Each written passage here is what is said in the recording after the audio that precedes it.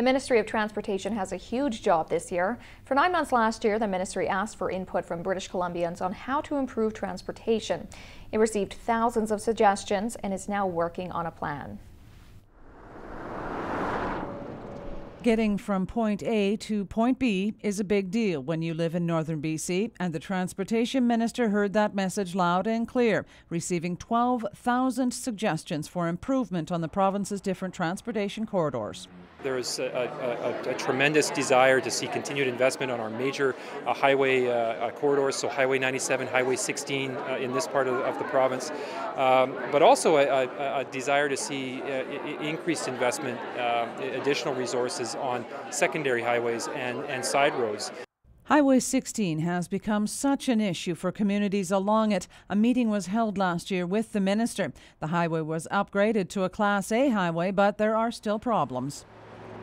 Right now we have a lot of trucking issues in the northeast of the province, and we have a continued ramp up of all of the traffic on the east-west corridor, Highway 16. So to me, those are the issues that the NCLGA right now seem to be focusing on. Highway 97 was twinned between Prince George and Cache Creek to free up congestion. But Brian Frankel says that congestion is now on Highway 16. And even with the twinning, there is the perennial problem for the community of Quesnel, something the minister is aware of. While the highway is 4 lanes in and out of that community, it bottlenecks in the heart of Quesnel. If the government's not willing, and they've already signaled they're not willing to fund a bypass per se, then we want to have a plan for improving highway safety through our community.